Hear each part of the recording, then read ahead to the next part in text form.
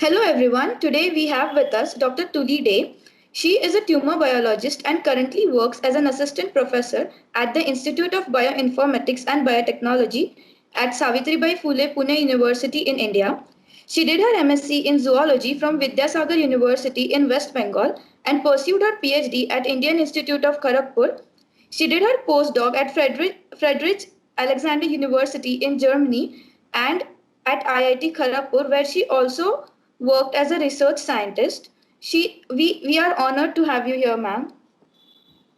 Thank you for having me. I must congratulate you too for creating such a platform for bringing the I don't know zeros or I'm not sure whether I'm a zero or something like that.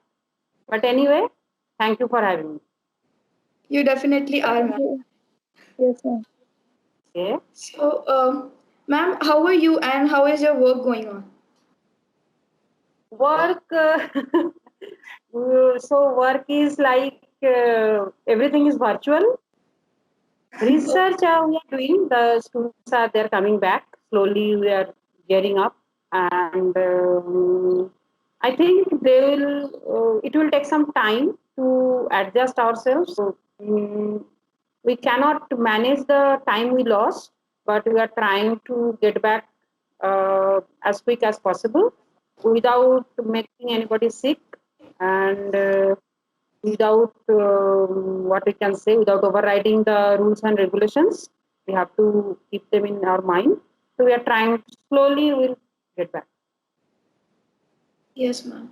So, ma'am, we would like to know more about your educational journey, like the school you went and your college days and all. Okay.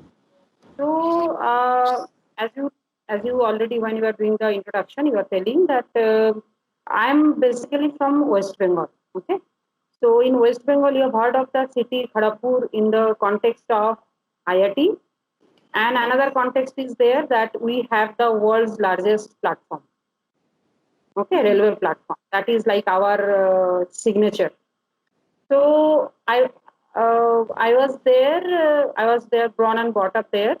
I went to girls' school during my 10th, like during the whole school period, and then from there I went to another nearby city, we can say. So that is another like separate from our area. So that is another missionary school. It is again girls' school. So I went there, and after my 12th, I went to college.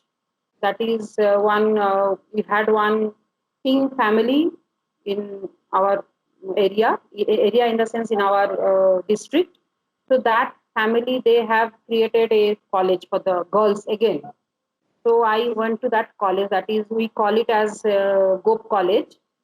So there I went and we had I learned about zoology and botany and we had chemistry as well.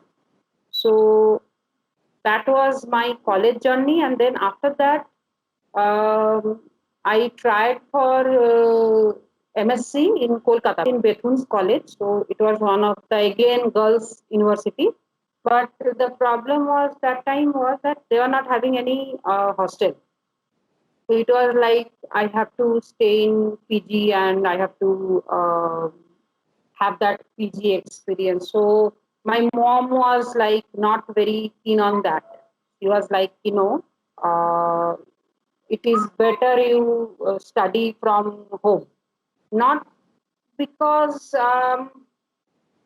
maybe I think she was a little bit protective of me, and so then I went to our district university that we have, Vidyasagar University.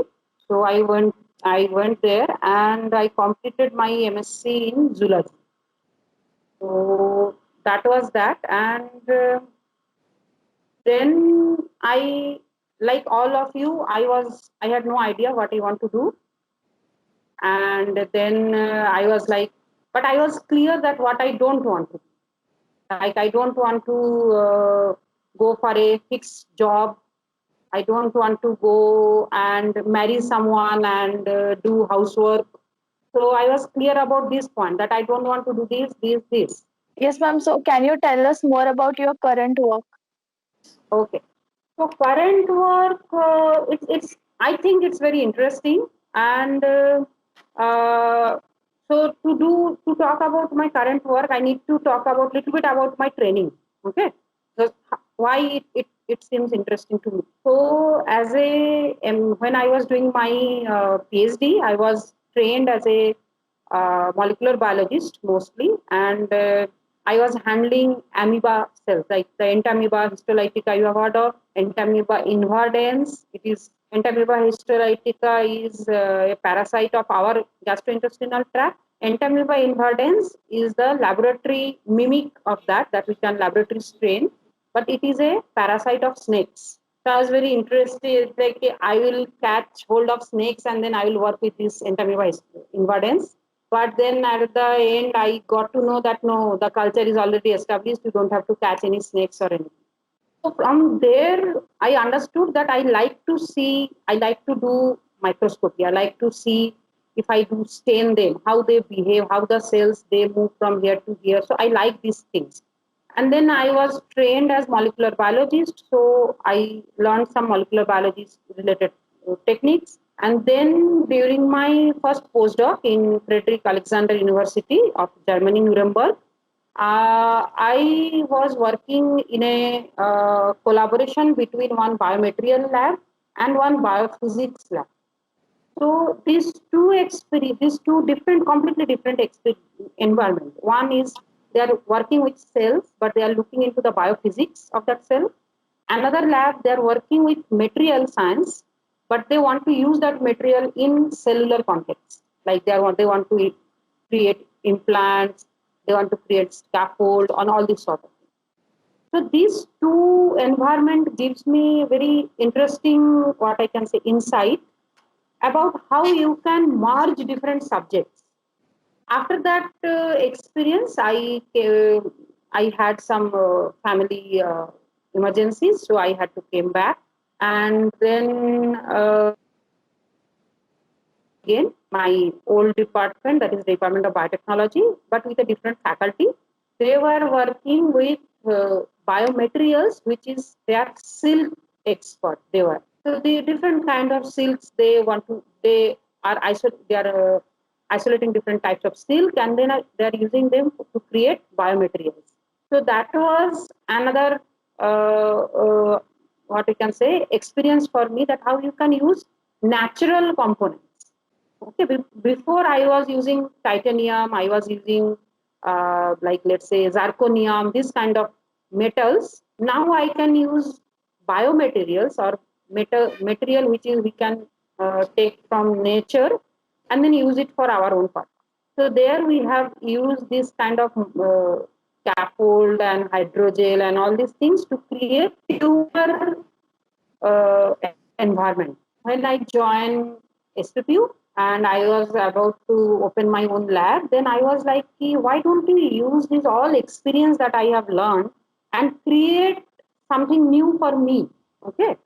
If you want to study tumor, you have to study in a exact 3D environment. So here we are looking into the problem in that sense that we want to study the tumor, how the way if we change the environment, can the tumor understand the changes? Will it revert back? Or if I just poke it with something, will it revert in a exactly the same way or the Newton's way, the every action has a equal and opposite reaction. So we want to study that. So I call my lab as a pro-tumor lab. Like we don't want to kill the tumor. Okay, we are not anti-tumor lab.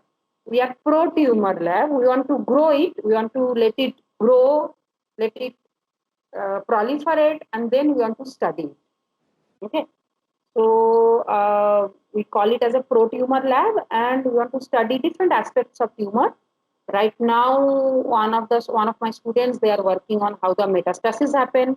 One of my student is working on how the tumor cell interact with each other. Okay, another one working on how the tumor cell and if the other cells are coming into the tumor, how the tumor cell actually brainwash the other cell and make them their own ally. So we are working in different aspects.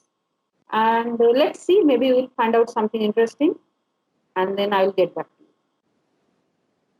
Yes, ma'am. It you. Okay? is a very interesting work. Yeah, I hope so. I hope so. I hope that it will deliver something interesting. Yes, ma'am, definitely. Because once we understand its behavior, then and then Yes. only we can find something to Yes. cure it. Then we can predict that this will happen, and then we can try to kill it. Yeah. Yes, ma'am. So, ma'am, what are your future plan with this work? We in terms of future plan, you can say that sky is the limit, but it depends. It's I can think many things and I can hypothesize many things, but until unless we are actually experimentally prove these things, nothing is going to work. Okay, so we are trying our best. And you have to understand how we can track this problem. For that, you need to be a little bit imaginative, a little bit artistic in that sense. Okay, you have to use your left brain a little bit more, I guess. So we are trying to do something innovative. We are trying to do something new, and if everything happens properly or everything works click properly, maybe we can make a organ tumor on a chip. Okay, and then so that we can use that chip to study whatever things that we want to study. We can study tumor immune system interaction, we can study tumor stromal interaction. I hope by within next 10 or 15 years we will get some answers. Yes, ma'am. Ma'am, you said earlier that you had in your mind that you didn't know what to do, but you had clear that what you don't want to do. So, were the people around you since so you had in your mind since childhood that you want to become a scientist, or was it something you developed later? If I compare my childhood or my adolescence period with yours, there is a very huge gap. Like I think there is a 20 years, 25 years gap. Okay, more than that, I guess. As you, we had no idea like what a scientist looks like. Like for us, these are the scientists. Like the all the groundbreaking people, they were scientists. If we look into physics or chemistry or biology, there were very few Indian scientists they were named. Like we have heard of Meghnad Saha, we have heard of Satyendranath Bosu, we have heard of Jagdish Chandra Bosu. So these all they are like what you can say, God. Okay, and you cannot dream of being God. Okay, so that was not our dream ever. Like we never think of being scientist. Like it's unreachable dream. You cannot be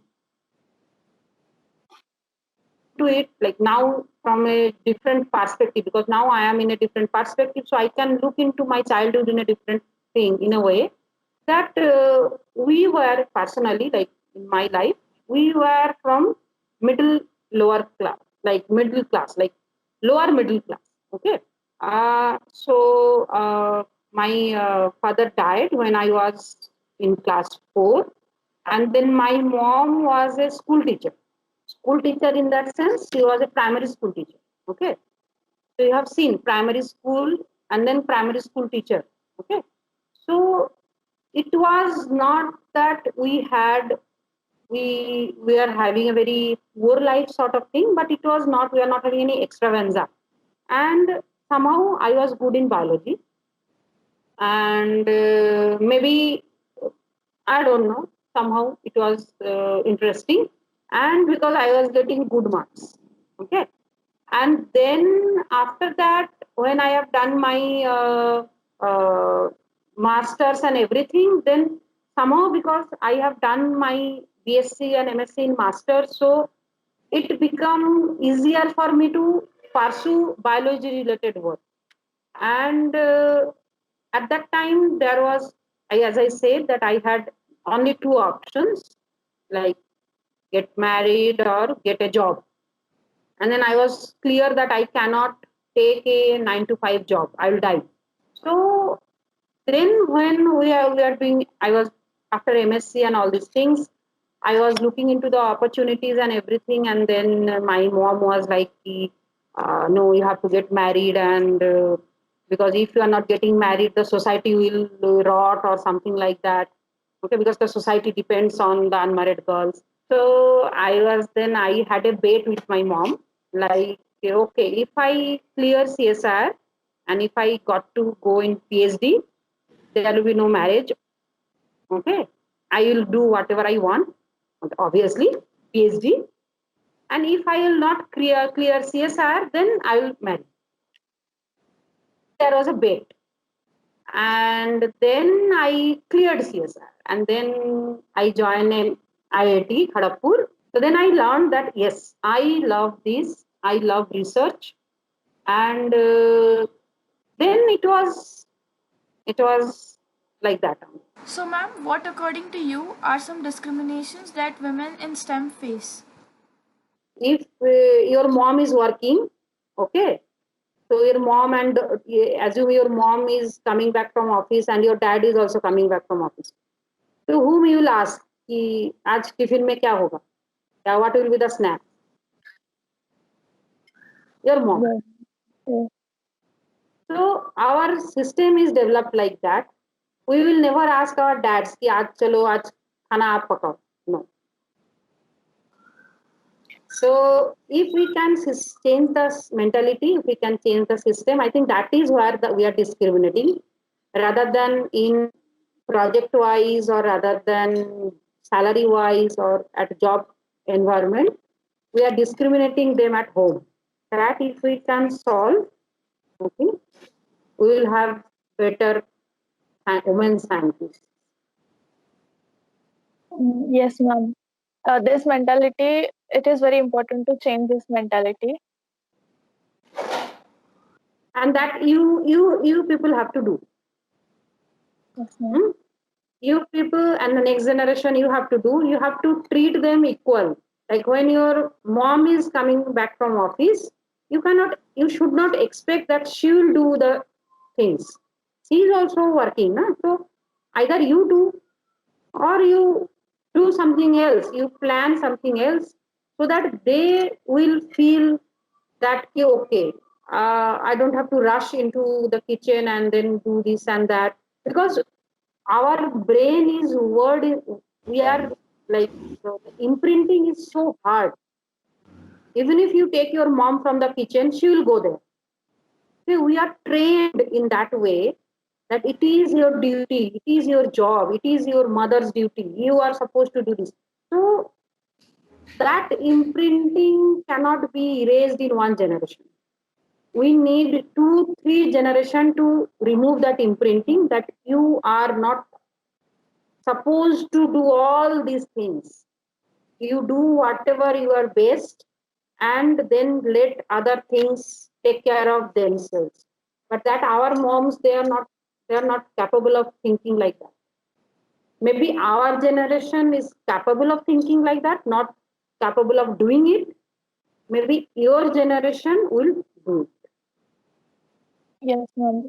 We hope we would be able to do it. Yes. And lastly, we would like to know what message would you give to our aspiring scientists, especially the young girls who would like to work in STEM? Okay, so I think there is no such thing as aspiring scientist sort of thing. Okay, there could be aspiring singer. So scientist, it is a setup of mind. Okay, you can, if you are, what I can say, inquisitive, you can be scientist. And if you are not inquisitive about scientist, even if you cleared gate net, you will not be scientist. For me, science is like, it's a lifestyle. Like if you are in it, you are in it. If you love it, then you love it, then there is no going back. So what I would say, you have to understand that whether you love it or not, that is the question. Yes, ma'am. Okay. Yes, ma'am. That is the most important message for, I guess, everyone. So, ma'am, we would like to thank you for giving us your time and giving us so many interesting insights of your work as well as your personal life. Thank you very much, ma'am. Thank you. I hope that I have not said anything controversial, and I hope it will come out in a positive way. And thank you for giving me this platform to talk about myself and my research and my life. Thank you.